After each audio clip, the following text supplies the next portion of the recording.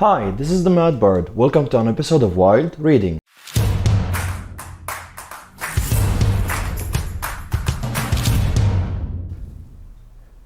What if I tell you about a book that once you reread, you're going to enjoy it more and more. And every time you reread it, you fall in love with something new. It's like every time you read it, you discover something new. And this something new amazes you, so you go back and reread it to enjoy it. And in this sense, it's just a continuous state of rereading and rereading while enjoying a really well-written book. In this episode, I'm going to talk about the second most loved book that I've ever read, The Name of the Wind. A story that's unlike any other story just because of how much time and effort was put in this story and how much care and craft was put into the language. In this story, we start with Coat, an innkeeper who's actually not interested in anything of this world and takes care of his inn and nothing else. One day, a chronicler comes into the inn, and that chronicler recognizes our Coat, the innkeeper, as one of the most important and famous characters in his world, Kavoth. In this story, we have the King Killer Chronicles.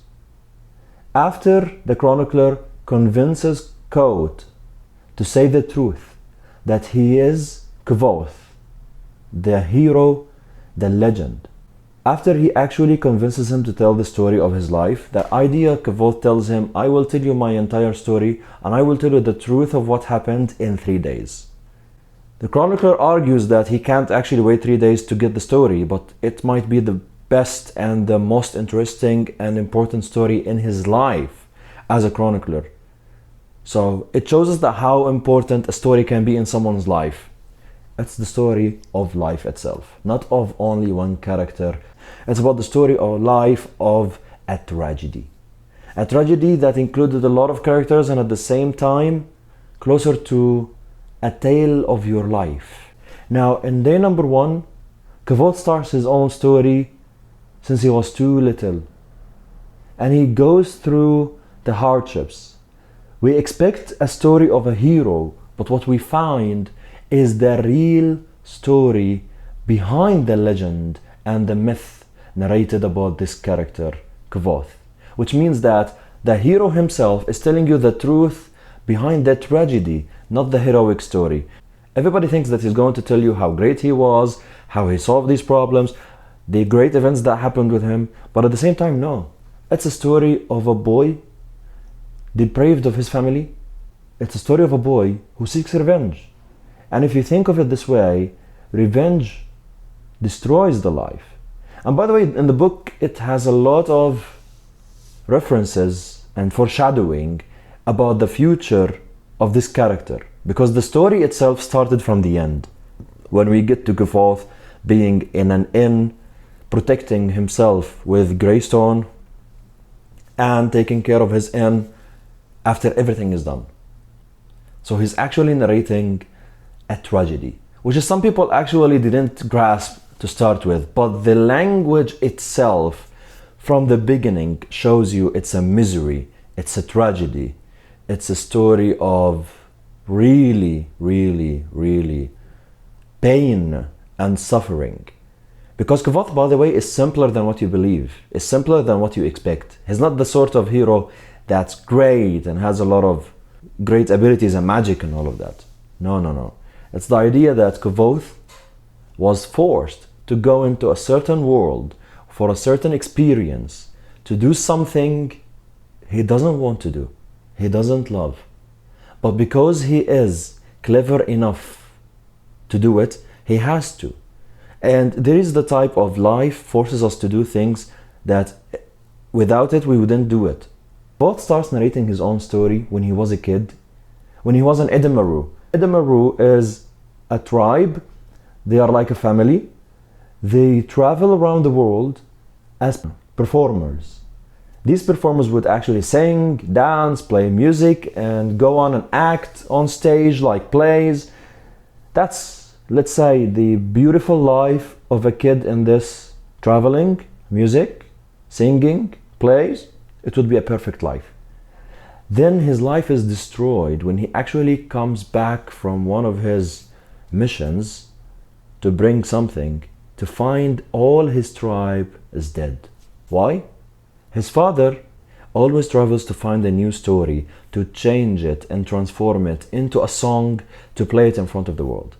Even though he was secretive about every story by the way he tells. But once he actually sang some stanzas of this song, someone caught the word and discovered that he's singing a song about a group called the Chandrian. Now the Chandrian are 7 people. They are the embodiment of evil in this world. And the story of Lanre and what happened to him and how he actually came up to form these 7 monsters called the Chandrian. This story in itself and this tale was forbidden.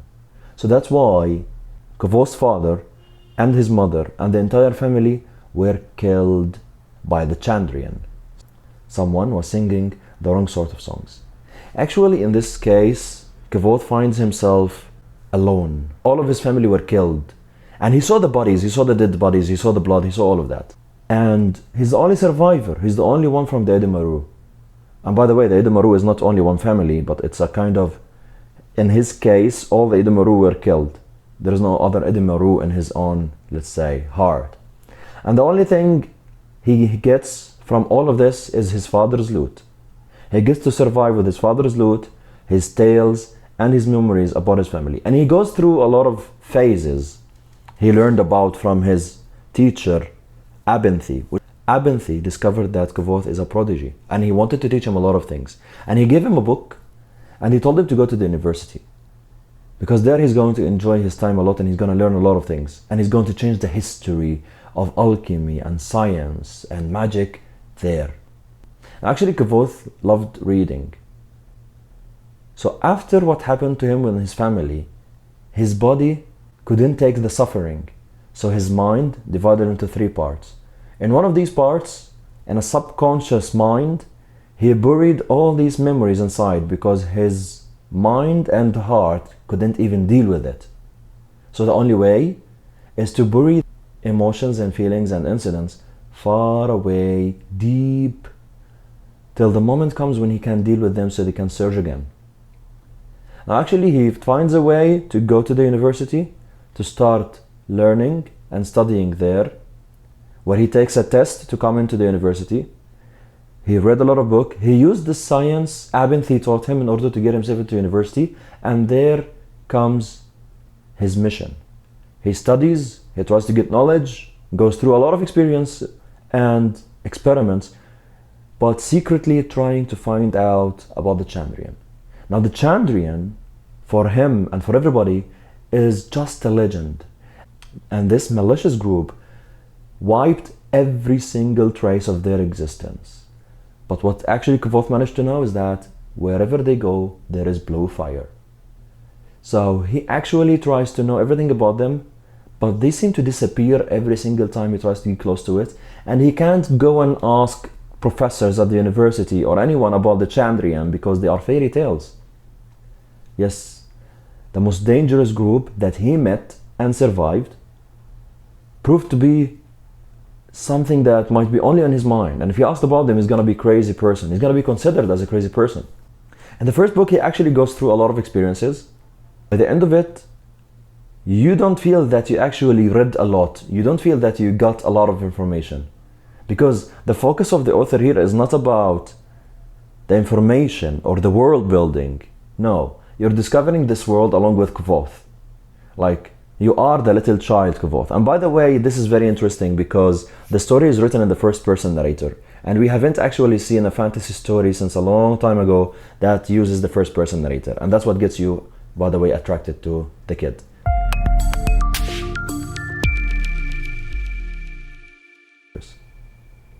In this section, we have some characters we would like to focus on. Starting with Kvoth and Willem and Sim, his friends that he makes at the university. They are students. They actually get attracted to Kavoth because of his mentality. And as we see until now, Kavoth is not someone who's special when it comes to physical effects or he has a magical power or whatever. No, he actually knows how to think, and he's a prodigy in what we know. Let's say, in the sense we know right now, he's a prodigy. So Kavoth learns something at the university called naming, and he learns about the creation of the world.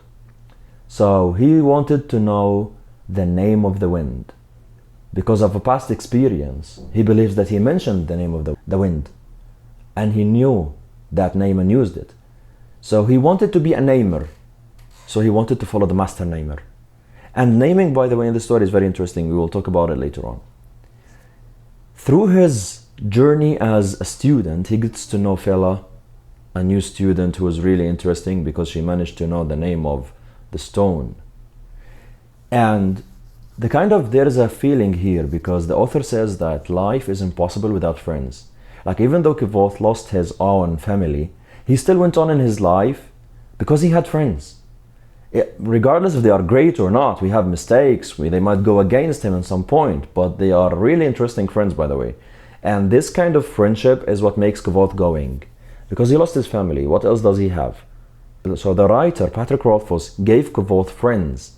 Like he's hinting as friendship is what makes life goes on, because at some point you're going to lose part of your family, if not all your family. And that's, by the way, what makes it easier for you, is they have true friends. Because it's a bliss for the main character, Kavoth, to have true friends during the tragedy he's going through. What attracted me the most is Master Elodin.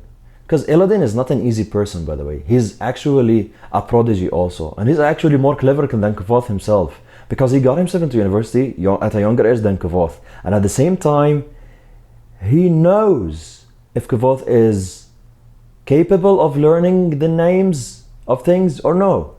And he knows the dangers of that. And by the way, he's the person who gives Kavoth a helping hand, but in a way that Kavoth never expected. So, history, science, knowledge, magic, all combined in one book that looks real. Like the author himself is a previous chemist. So actually he put a lot of his knowledge for chemistry and came up with a lot of things when it comes to chemistry in order to create a great story. Here we come to an interesting part in the story, which the author himself, Patrick Rothfuss, wanted to torment our character in a story that actually removes the pain and suffering of his story with the Chandrian. Because actually, if he keeps thinking of what happened with him with the Chandrian, he's gonna go crazy and die. So it's he found love in his life, or interest, a certain love interest in his life, to drive him away from that, to occupy him most of the time and let him find a reason to live. So the author directed a very harsh blow to Kavoth's heart and mind, but at the same time he gave him Dana and he gave him his friends. Dana, the love interest, the female that gets the male going, and by the way, that's one of the biggest motivations in someone's life, is to have a female to get his hands on. So he actually falls in love with her, but it's kind of strange way of love, because she feels pain, she has a tragedy of her own, even though she is so secretive. I've never seen a woman so secretive as her. Like, mostly women talk a lot about their own pain in order to relieve it, but Dana doesn't talk about her pain as much as Kavoth wants to know about it. And that's really interesting, because what attracted to her in the beginning is how much suffering their hearts have to connect together and find solace in each other's hearts. But at the same time, Dana is really amazed by how much knowledge Kavoth knows. But what actually scared Kavoth to death is that her patron, the one who actually hits her and harms her, can be one of the Chandrian. Because there is one of the theories that tells you that the patron of Dana actually hurts her. But how can a secretive woman like Dana, who refuses to get anybody in her life, be controlled by a patron who's actually far older than her? So what's going on? What secret does he know about her to control her? And here we come to the last character. Like in Ori, we have something strange, but at the same time we love it. Is Ori a princess? What actually happened to Ori to be living in the underworld and refuse to go on top? Like actually living in the underworld, or what we call the underthing of the university, is really interesting, because the university itself was built on one of the cities that were destroyed in a war. So the kind of, is she a princess of that time? What does she know about hidden history? What does she know about the Chandrian? Now actually this is interesting, because the way she actually behaves, she only goes out at night. She's actually connected to the moon in his mind. And the relationship between Kvothe and Ori is a relationship of taking care of. Like Ori takes care of Kvothe in a certain way that Kvothe is not aware of, and Kvothe is taking care of Ori because he wants to protect her and hide her from the world. And he came up with that name, by the way, which says names in this book have a lot of interest and power and meaning. So from one side, Kvothe is connected with friends, and connected with a love interest, and connected with someone he has to care about. So these three things would actually get him going, and would actually save him in a way or another from the misery of thinking of what happened to his family. This kind of tragedy. But even though we're going through a very big and harsh tragedy, Ori has a strange way of thinking, maybe on the verge of madness, maybe she's a namer, but still, maybe she's a princess, and she will play a great role in the life of Kvothe. What I hate about it is that he gave him all of that, and he gave us a very great storyline, and he gave us a very great world building where we discover it bit by bit. Not everything is thrown at us, but at the same time it's the story of a tragedy, so all of this will be useless. What could be worth the price of remembering? This sentence in itself, when he started all of that, makes you cry. The language itself is so dark, and I actually put it as grimdark fantasy.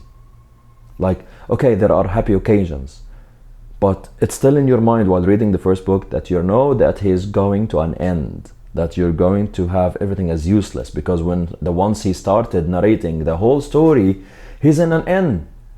Denna's not with him. He didn't kill the Chandrian.